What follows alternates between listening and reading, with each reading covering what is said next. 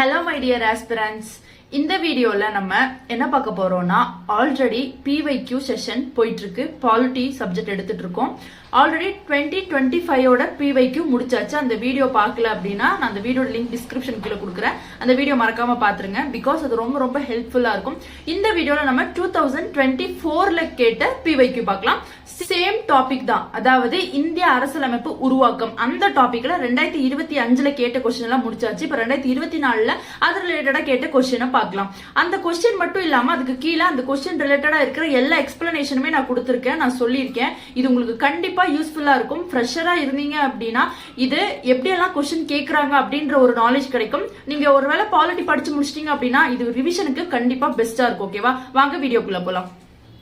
2024ல கேட்கப்பட்ட first question பார்க்கலாம்.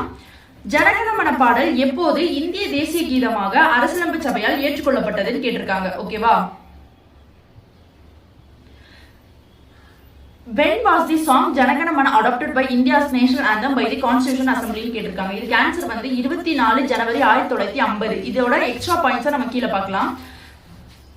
முக்கிய தகவல் என்ன அப்படின்னா, ஜனகண மனகதி பாடியவர் யாரு, இயற்றியவர் யாருன்னு கேட்டா ரவீந்திரநாத் தாகூர். ஓகேவா, இயற்றப்பட்ட ஆண்டுன்னு கேட்டா 1911. இது இயற்றப்பட்ட உடனே எங்க ஃபர்ஸ்ட் பாடிருப்பாங்க அப்படின்னா ஐஎன்சி மாநாடு, அதாவது இந்தியன் நேஷனல் காங்கிரஸ் மாநாடு கல்கத்தால பாடிருப்பாங்க. 1911 டிசம்பர் 27 அன்னைக்கு பாடிருப்பாங்க. இது ரொம்ப ரொம்ப இம்பார்ட்டன்ட், அடிக்கடி கேட்கறதுக்கு வாய்ப்பு இருக்கு. ஓகேவா, அப்போ தேசிய கீதமாக ஏற்றுக்கொள்ளப்பட்ட நாளுன்னு பார்த்தா ஜனவரி 24 1950. இதுதான் கொஸ்டினாவே கேட்டிருக்காங்க. ஏற்றுக்கொண்ட அமைப்பு எதுன்னு கேட்டா இந்திய அரசியல் நிர்ணய சபை வந்து ஏற்றுக்கொண்டிருக்காங்க. இதை எவ்வளவு வினாடிகள்ல பாடணும்னு கேட்டா 52 வினாடிகள்ல பாடணும். ஓகேவா, இதுதான் இதோட எக்ஸ்ட்ரா தகவல்.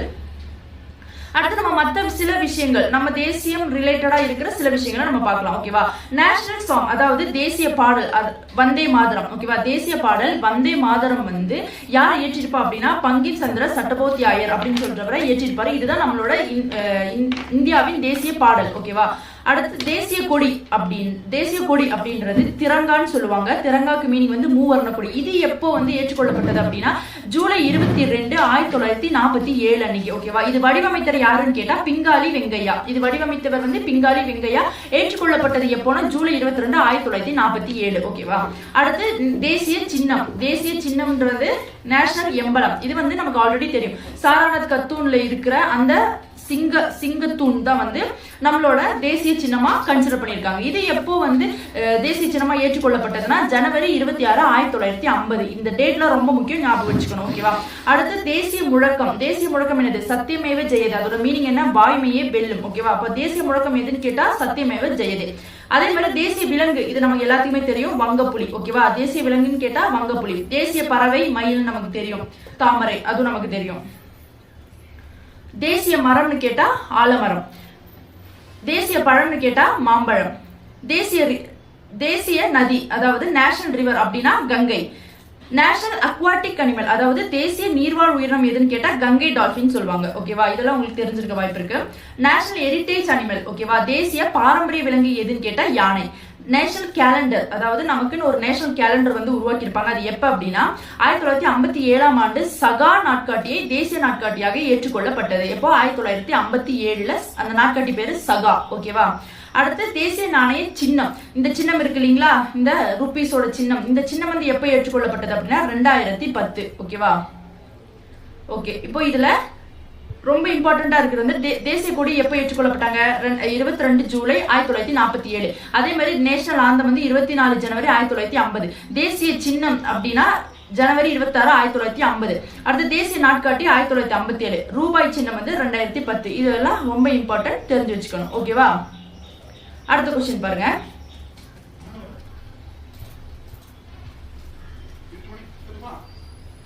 Who is considered to be the architect of the Constitution of India? இது ரொம்ப ரொம்ப இம்பார்ட்டன்ட்.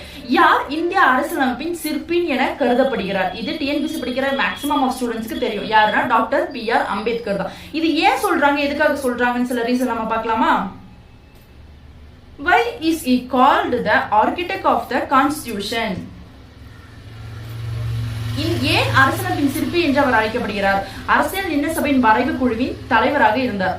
ஃபர்ஸ்ட் ரீசன் அவர் வந்து அரசியலமைப்போட வரைவு குழு இருக்கு இல்லைங்களா, ஆல்ரெடி நான் வந்து 2025 கேட்கப்பட்ட கொஸ்டின்ல சில குழுக்கள் அமைச்சிருப்பாங்க, அதுக்கு சில தலைவர்கள் இருப்பாங்கன்னு ஆல்ரெடி வீடியோ அப்லோட் பண்ணிருப்பேன். அந்த வீடியோ பார்க்கலன்னா மறக்காம பாத்துக்கோங்க, நான் டிஸ்கிரிப்ஷன் கீழே லிங்க் கொடுக்குறேன்.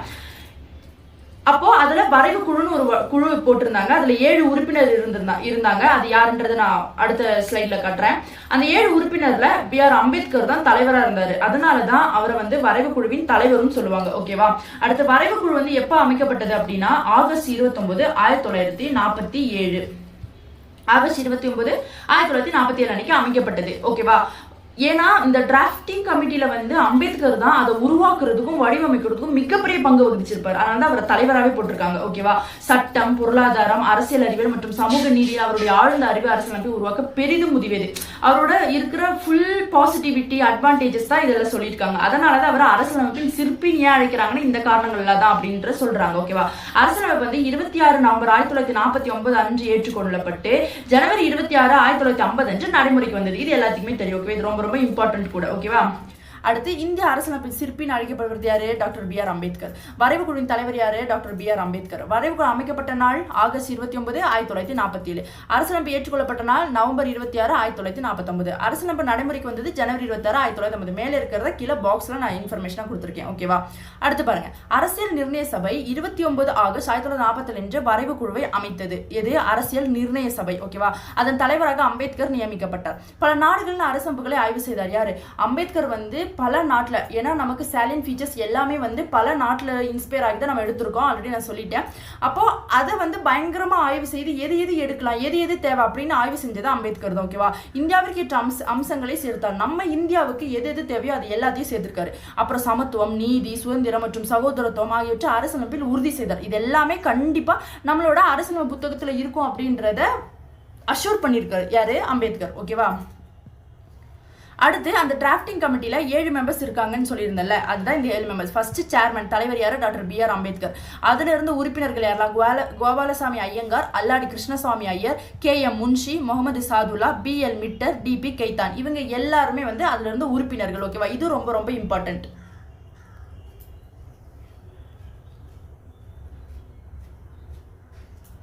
நெக்ஸ்ட் இந்த வரைவு பணி எப்போ தொடங்கப்பட்டுச்சுன்னா 1947. ஓகேவா. அரசியலமைப்பு ஏற்றுக்கொள்ளப்பட்ட நாள் இது ஆல்ரெடி பார்த்துட்டோம். நடைமுறைக்கு வந்தது ஆல்ரெடி பார்த்துட்டோம். எடுத்துக்கொண்ட காலம்னு பார்த்தா 2 ஆண்டுகள் 11 மாதங்கள் 18 நாட்கள். ஓகேவா. இந்த அரசியலமைப்பு புத்தகத்தை உருவாக்குறதுக்கு எடுக்கப்பட்ட காலம். ஓகேவா. அடுத்து பாருங்க, அம்பேத்கர் வந்து மித்த விஷயங்களுக்கு, அதாவது அரசியலமைப்பை உருவாக்குறதுக்கே மிகப்பெரிய பங்கு அவர் தான் எடுத்திருக்காரு. அந்த அரசியல் அமைப்பிலேயே வந்து நிறைய விஷயங்கள் வந்து உருவாக்குறதுக்கு காரணமா இருந்தது அம்பேத்கர். அது எதெல்லாம் அப்படின்றது இப்ப பார்க்கலாம். ஓகேவா. ஃபர்ஸ்ட் பாருங்க, ஃபண்டமெண்டல் ரைட்ஸ். ஓகேவா. ஃபண்டமெண்டல் ரைட்ஸ்ல அனைத்து குடிமக்களும் சம உரிமைகள் வழங்கப்பட வேண்டும். சம உரிமை, சம வாய்ப்பு, இந்த சமம்னு வந்தாலே அதுக்கு முக்கிய பங்கு யாரா வச்சிருப்பாங்க? அம்பேத்கரா தான் இருந்திருப்பாங்க. ஓகேவா. அடுத்து சோஷியல் ஜஸ்டிஸ். ஓகேவா. சாதி வேறுபாடு மற்றும் தீண்டாமைக்கு எதிராக போராடி, அது நமக்கு எல்லாத்துக்குமே தெரியும். அடுத்து விமன்ஸ் ரைட்ஸ், பெண்களின் கல்வி மற்றும் சம உரிமைகளை ஆதரித்தார். இதெல்லாம் அவரோட பெஸ்ட் ஃபீச்சர்ஸா இருக்கு. ஓகேவா. First law minister of India அப்படின்றது அவருக்கு ஒரு பெருமை இருக்கு. சுதந்திர இந்தியாவின் முதல் சட்ட அமைச்சராக 1947 அம்பேத்கர் பதவியேற்றார். ரொம்ப ரொம்ப இம்பார்ட்டன்ட். ஓகேவா. அடுத்து பாரத ரத்னா அப்படின்ற விருது வந்து 1990 அவரோட மறைவுக்கு பிறகு வந்து பாரத ரத்னா விருது உங்களுக்கு கொடுத்திருக்காங்க. ஓகேவா. இது ரொம்ப இம்பார்ட்டன்ட், பாத்துக்கோங்க. ஓகே. அடுத்த தேர்ட் क्वेश्चन பாருங்க. இது ஒரு வரிசைப்படுத்துக. இந்த வரிசைப்படுத்துகள்லாம் உங்களுக்கு ஒன்று அந்த விஷயங்கள் நடந்த ஆர்டர் உங்களுக்கு தெரிஞ்சிருக்கணும். இல்லை அப்படின்னா அந்த விஷயம் எப்போ நடந்துச்சுன்ற இயர் உங்களுக்கு தெரிஞ்சிருக்கும். அப்போ தான் அதை வரிசைப்படுத்தும் போது கரெக்டாக உங்களால் வரிசைப்படுத்த முடியும். ஒன்று ஆண்டு மனப்படமாக இருக்கணும், இல்லாட்டி அந்த விஷயங்கள் நடந்த அந்த கால வரிசை ஆண்டு இன்கேஸ் மறந்துருச்சு அப்படின்னா ஒரு விஷயம் நடந்திருக்கு அப்படின்னா அது கீழே என்ன, அது கீழே என்ன, அது கீழே என்னன்ற அந்த விஷயத்தோட ஆர்டர் உங்களுக்கு ஞாபகம் இருக்கணும். ஓகேவா. இதில் ஃபர்ஸ்ட் பாருங்க, அரசியலமைப்பு நிர்ணய சபையின் பணிகளை பற்றிய பின்வரும் நிகழ்வுகளை காரவரிசைப்படி ஒழுங்குபடுத்துகன்னு சொல்லியிருக்காங்க. ஃபர்ஸ்ட் ஒன் என்ன கொடுத்துருக்காங்க? இந்தியா காமன்வெல்த் அமைப்பின் உறுப்பினராக அங்கீகரிக்கப்பட்டது. ஓகே. தேசிய கொடியை ஏற்றுக்கொண்டது. ஓகே. தேசிய கீதத்தை ஏற்றுக்கொண்டது. ஓகே. தற்காலிக இந்திய பாராளுமன்றமாக தொடர்ந்து இயங்கியது. ஓகேவா. இதோட ஆன்சர் என்னன்னா ஏ, அதாவது 2134. ஓகேவா. 2 அப்படின்னா தேசிய கொடியை ஏற்றுக்கொண்டது. இது வந்து 1947 ஏற்றிருப்பாங்க. ஓகேவா. அதுக்கப்புறம் இந்திய காமன்வெல்த் அமைப்பு உறுப்பினர் அங்கீகரிக்கப்பட்டது வந்து 1949 அங்கீகரிக்கப்பட்டிருப்பாங்க. அதுக்கப்புறமேட்டு தேசிய கீதத்தை வந்து 1950 ஏற்றிருப்பாங்க. அதே மாதிரி தற்காலிக இந்திய பாராளுமன்றத்தை தொடர்ந்து வந்து 1950 தான். இது வந்து டேட் மாதிரி டிஃபர் ஆகும். இது 24, இது 26. ஓகேவா. இதோட இன்ஃபர்மேஷன் கீழே கொடுத்துருக்கேன். பாருங்க தேசிய கொடி ஏற்றுக்கொள்ளப்பட்டது வந்து 1900 அந்த இயரும் தெரிஞ்சிருக்கணும் உங்களுக்கு. இயரும் பாருங்க இயரும் சேமா இருந்தா அந்த டேட்டும் தெரிஞ்சிருக்கணும். ஓகேவா? அப்போ ஜூலை 1947 தான் வந்து தேசிய கொடியை ஏற்றிருக்காங்க. அதுக்கப்புறம் காமன்வெல்த் உறுப்புரிமை அங்கீகரிக்கப்பட்டது வந்து 1949. அடுத்த தேசிய கீதம் ஏற்றுக்கொள்ளப்பட்டது 1950, ஆனா ஜனவரி 24. அதே மாதிரி இடைக்கால நாடாளுமன்றமாக செயல்பட்டது வந்து 1950, அது ஜனவரி 26. ஓகேவா? அடுத்து 4வது கொஸ்டின் பாருங்க. இது வந்து ஒரு கூற்று காரணம். கூற்று வந்து இந்தியா ஒரு மதச்சார்பற்ற நாடாகும். இந்தியா இதற்கு காரணம் பாருங்க. இந்தியா பல மதங்களின் தாயகமாகவும் பல மதங்களின் புகலிடமாகவும் விளங்குகிறது. இது பார்த்தாலே நமக்கு தெரியும். ஆமா, போத் A and R வந்து கரெக்ட் தான். ஏக்கு சரியான விளக்கம் தான் அப்படின்னு சொல்லியிருக்காங்க. எதனால நம்ம இந்தியா ஒரு மதச்சார்பற்ற நாடுன்னு சொல்றோன்றதை கீழே நம்ம பார்க்கலாம். ஓகேவா? மதச்சார்பற்ற நாடு என்பது அரசுக்கு தனிப்பட்ட மதம் கிடையாது. இப்போ நமக்கு ஒரு அரசியலமைப்புன்றது ஒன்று உருவாக்கியிருக்கோம். நமக்கு மேல நம்மளை ஆள்றதுக்காக சில பதவிகள்ல சில தலைவர்கள் இருக்காங்க. அவங்க ஒரு மதம் சார்ந்து ஒர்க் பண்ணா நாடு எப்படி முன்னேறும்? அதனாலதான் நம்ம இந்தியா கான்ஸ்டிடியூஷனுக்கு மதசார்பற்ற, ஏன்னா அப்பையில இருந்து இப்போ வரைக்கும் எல்லாரும் போராடுற ஒரே விஷயம் என்னன்னா மதம் தான். அப்போ அப்படிப்பட்ட ஒரு விஷயங்கள் நம்ம இந்திய அரசியலமைப்புல கிடையாது. அதை தான் இங்க மென்ஷன் பண்ணியிருக்காங்க. அப்போ கூற்றும் சரி, அதுக்கான சரியான காரணமும் சரி. ஏன்னா அனைத்து மதங்களும் நம்ம இந்தியன் கான்ஸ்டிடியூஷனை பொறுத்த வரைக்கும் அனைத்து மதமுமே சமமா தான் நம்ம பாக்குறோம். ஓகேவா? ஒவ்வொரு குடிமகனுக்கும் தமது மதத்தை பின்பற்றும் உரிமை உள்ளது. யாரு வேணா அவங்களுக்கு இஷ்டப்பட்ட மதத்தை அவங்க பின்பற்றிக்கலாம். இந்துவா இருக்கீங்க, நீங்க கிறிஸ்டினை கும்பிடக்கூடாது, இல்ல கிறிஸ்டினா இருக்கீங்க நீங்க இந்து சாமி கும்பிடு, அப்படி யாருமே சொல்லல. உங்களுக்கு என்ன விருப்பமோ அதை நீங்க பண்ணிக்கலாம் அப்படின்னு நம்ம இந்திய அரசியலமைப்பு சொல்லுது. ஓகேவா? அடுத்து செக்குலர், மதச்சார்பற்ற. அதாவது செக்குலர்னா மதச்சார்பற்ற என்ற சொல் வந்து முகப்புரையில் 42வது திருத்த சட்டம் 1976 மூலம் சேர்க்கப்பட்டது. இது ரொம்ப ரொம்ப முக்கியம். இந்திரா காந்தி அம்மையார் பீரியட்ல வந்து இது சேர்த்திருப்பாங்க. இந்தியா நேர்மறை மதச்சார்பின்மையை பின்பற்றுகிறது. அரசு அனைத்து மதங்களையும் சமமாக மதிக்கிறது. இது எல்லாருக்குமே நமக்கு தெரியும். ஓகேவா? அடுத்து இந்த மதச்சார்பற்ற நிலையில் இருக்கிற சில ஆர்டிகல் நம்ம பார்க்கலாம். ஆர்டிகல் 14 எடுத்துக்கிட்டா ஈக்குவலிட்டி பிஃபோர் லா, சட்டத்திற்கு முன் அனைவரும் சமம் அப்படின்னு சொல்றது ஆர்டிகல் 14. இது வந்து மதச்சார்பற்ற தன்மையை நமக்கு எடுத்து காட்டுது. ஓகேவா? ஆர்டிகல் இந்த மாதிரியான ஆர்டிகல் வந்து நம்ம புத்தகத்துல இருக்கு. நம்ம வந்து ஒரு மதத்துக்கு ஃபேவரா நம்ம இருக்கல அப்படின்றது இந்த ஆர்டிகல்ஸ் எல்லாம் காட்டுது. அடுத்த article 15, no discrimination on religious grounds. இனம், மொழி, மதம் இதெல்லாம் சார்ந்து வந்து பாகுபாடு காட்டக்கூடாது அப்படின்னு சொல்றாங்க. அடுத்த article 16, equal opportunity in public employment. அதாவது வேலை வாய்ப்புகள்ல ஆணுக்கும் பெண்ணுக்கும் எல்லா மதத்துக்கும் ஈக்குவல் அத்தாரிட்டி இருக்குன்னு சொல்றாங்க. ஓகேவா?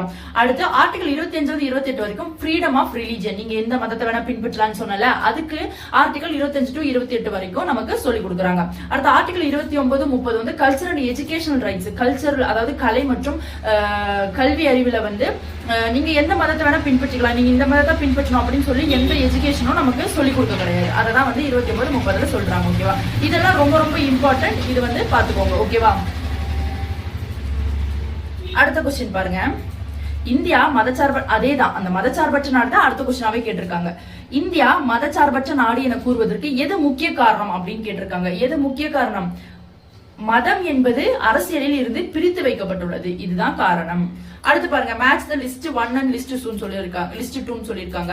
இது வந்து ஆல்ரெடி நான் வந்து 2025 கேட்ட கொஸ்டின்ல வந்து எந்தெந்த நாட்டுல இருந்து இன்ஸ்பயர் ஆகி நம்ம என்னென்ன விஷயங்கள் எடுத்திருக்கோன்றத நான் 2025லயே இந்த மாதிரி ஒரு கொஸ்டின் கேட்டிருக்காங்க. நான் எல்லாமே டீட்டெயிலா சொல்லிட்டேன். அதை பார்க்கலன்னா கண்டிப்பா பாத்துக்கோங்க. இல்லாட்டி இந்த மாதிரி விஷயங்கள் எல்லாம் நீங்க மிஸ் பண்ண நேரிடும். ஓகேவா? அப்ப அடிப்படை உரிமைகள் எங்க இருந்து எடுத்திருக்காங்க அப்படின்னா அமெரிக்காவில இருந்து எடுத்திருக்காங்க. ஓகேவா? அடிப்படை உரிமைகள் வந்து அமெரிக்காவில இருந்து எடுத்திருக்காங்க. பாராளுமன்ற முறை அரசாங்கம் வந்து இங்கிலாந்துல இருந்து எடுத்திருக்காங்க. அவசர நிலை அதிகாரம் வந்து இந்திய அரசியலமைப்பு சட்டத்துல எடுத்திருக்காங்க. அரசு நெறிமுறை கோட்பாடு வந்து அயர்லாந்துல இருந்து எடுத்திருக்காங்க. அப்ப ஆப்ஷன் என்ன வரும்? 2 1 4 3 ஆப்ஷன் சி. ஓகேவா? இனி அடுத்த கொஸ்டின் பாருங்க. அரசியலமைப்பின் கருத்தாக்கம்.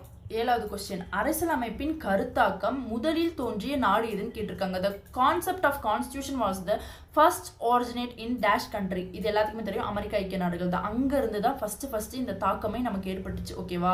இதோட டீடைல்ஸ் பார்க்கலாம். முதலில் அமெரிக்கா ஐக்கிய நாடுகள் அதாவது USA தான் தோன்றியது. உலகிலேயே முதலில் எழுதப்பட்ட நவீன அரசியலமைப்பு உருவாக்கிய நாடு வந்து எதுக்கு? அமெரிக்கா. அந்த பெருமை வந்து அமெரிக்காவை தான் சேரும்.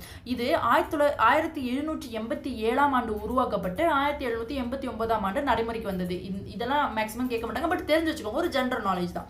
இருப்பினும் எழுதப்படாத மற்றும் பழமையான அரசியலமைப்பு முறைக்கு பிரிட்டன் அதாவது UK சிறந்த உதாரணமாகும்னு சொல்றாங்க. நம்ம அரசியலமைப்பு பத்தி சில ஃபீச்சர்ஸ், இது ரொம்ப ரொம்ப இம்பார்ட்டன்ட், இது கண்டிப்பா கேட்பாங்க. மிக நீளமான எழுதப்பட்ட அரசியலமைப்பு. ஆமா, ஏன்னா நம்ம எல்லா கண்ட்ரில இருந்தும் எடுத்து நம்ம வந்து ஒரு பெரிய புக்கை அமைச்சு நம்ம போடுறதுக்கு நிறைய டேஸ் எடுத்துச்சு. அப்போ மிக நீளமான எழுதப்பட்ட அரசியலமைப்பு எதுன்னு கேட்டா நம்ம அரசியலமைப்பு. உலகிலேயே மிக விரிவான முறையில் எழுதப்பட்ட ஆவணம் இதுவாகும் சொல்றாங்க. இது ரொம்ப இம்பார்ட்டன்ட். ஓகேவா? அடுத்து நெகிழும் மற்றும் நெகிழாத்தன்மை. சில விதிகளை வந்து எளிதா மாத்தலாம். அதாவது ஏதாவது நமக்கு, ஏன்னா அந்த காலத்துல போடப்பட்ட சில விதிகள் வந்து இந்த காலத்துக்கு பயன்படும்னா பயன்படாது. ஏன்னா அப்ப இருந்த சூழ்நிலையும் சிச்சுவேஷனும் மனிதர்களும் ஆட்சி முறைகளும் வேற மாதிரி இருந்தது. இப்பயும் அதே தொடரும் சொன்னா அது கிடையாது. இப்போ ஃபுல்லா எல்லாமே அட்வான்ஸ் ஆயிருச்சு. அப்போ நம்ம என்ன பண்ணணும், அந்த காலகட்டத்துக்கு ஏத்த மாதிரி நம்ம அரசியலமைப்பை சேஞ்சஸ் கொண்டு வரணும். அப்போ சில விஷயங்களை கண்டிப்பா சேஞ்ச் பண்ணலாம் அப்படின்றது நெகிழும் தன்மை. நெகிழாத்தன்மைனா சில விஷயங்களை சேஞ்சே பண்ண முடியாது. இப்ப அடிப்படை உரிமை இருக்கு அப்படின்னா அடிப்படை உரிமைகள் எல்லா மனிதர்களும் ஃபாலோ பண்ணணும்னா அது கண்டிப்பா அது கடைசி வரைக்கும் அப்படிதான் இருக்கும். அதை ஃபாலோ பண்ணும். யாருக்கும் வந்து அதுல மாற்றம் கொண்டு வருது. இப்ப சட்டத்திற்கு முன் அனைவரும் சமம் அப்படின்னா அதுல ஒரு மாற்றத்தை கொண்டு வர முடியாது. கண்டிப்பா அதுல வந்து என்ன ஆகும், ஒரு மாற்றத்தை கொண்டு வந்தா அது தப்பாயிரும். அப்போ சில விஷயங்களை மாற்ற முடியும், சில விஷயங்களை மாற்ற முடியாது. அதை தான் நெகிழும் மற்றும் நெகிழாத்தன்மைன்னு சொல்றாங்க. ஓகேயா? அடுத்து சமய சார்பற்ற அரசு. நமக்கு தெரியும் இந்தியாவிற்கு என்று தனி ஒரு அரசு மதமும் கிடையாது. மதங்கள் எல்லா மதங்களும் சமமாக நடத்தப்படுறாங்க. அதுதான் வந்து சமய சார்பற்ற அரசுன்னு சொல்றாங்க. அடுத்து சுதந்திரமான நீதித்துறை. சட்டமியற்றும் அவையின் தலையீடு இன்றி நீதிமன்றங்கள் சுதந்திரமாக செயல்படும் அதிகாரம் கொண்டவை அப்படின்னு சொல்லி ஒரு சுதந்திரத்தை அந்த நீதித்துறைக்கு, அதாவது நமக்கு ஒரு நல்ல விஷயத்துக்காக ஒரு அநியாயம் நடந்துச்சு அப்படின்னா அந்த அநியாயத்துல இருந்து நம்மளை காப்பாத்துறதுக்காகவும் நமக்கு ஒரு நல்ல ஒரு தீர்ப்பு கொடுக்கறதுக்காகவும் நீதித்துறைக்கு ஒரு மிகப்பெரிய சுதந்திரம் கொடுத்துருக்காங்க அப்படின்னு சொல்றாங்க. ஓகே? அடுத்து வயது வந்தோர் வாக்குரிமை. சாதி மதம் பாலினம் கல்வி தகுதி எதுவுமே இல்லாம 18 வயசு உனக்கு முடிஞ்சிருச்சா நீ ஓட்டு போட தகுதி அப்படின்னு சொல்லி அந்த வயது வந்தோர் வாக்குரிமை அப்படின்னு சொல்லிட்டு அந்த ஒரு ஃபீச்சர்ஸை நமக்கு கொடுக்குறாங்க. ஓகேவா? இதெல்லாம் தான் நம்ம இந்திய அரசியலமைப்போட மிகப்பெரிய ஒரு பிளஸ் பாயிண்டா பாக்குறாங்க. ஓகேவா? ஓகே ஆஸ்பிரண்ட், இந்த செஷன்ல நம்ம 2024ல இந்த டாபிக் ரிலேட்டடா 7 கொஸ்டின் தான் கேட்டிருக்காங்க. அந்த 7 கொஸ்டின் என்னன்றது விரிவா நம்ம பார்த்தாச்சு. இனி அடுத்தடுத்த வீடியோல அடுத்தடுத்த இயர்ல வந்து இந்த டாபிக் ரிலேட்டடா என்ன கேட்டிருக்காங்கன்றத பார்க்கலாம். கண்டிப்பா இப்படி நீங்க படிச்சீங்க அப்படின்னா இந்த ஹோல் சப்ஜெக்டே நீங்க முடிச்ச மாதிரி இருக்கும். பிகாஸ் அவ்வளோ புரிதல் வந்து உங்களுக்கு இந்த மாதிரி கொஸ்டின் கேட்டு கொஸ்டினை பார்த்து அது ரிலேட்டடா இருக்கிற விஷயங்களை பார்க்கும்போது கண்டிப்பா உங்களுக்கு யூஸ்ஃபுல்லா இருக்கும். அடுத்தடுத்த செஷனை மிஸ் பண்ணாம இருக்கிறதுக்கு கண்டிப்பா நம்ம சேனலை சப்ஸ்கிரைப் பண்ணிக்கோங்க. வேற எந்த கிளாஸ் எல்லாம் வேணும் அப்படின்னு சொல்லி கமெண்ட்ல நீங்க மென்ஷன் பண்ணுங்க. Thank you students. Stay tuned. நல்லா படிங்க.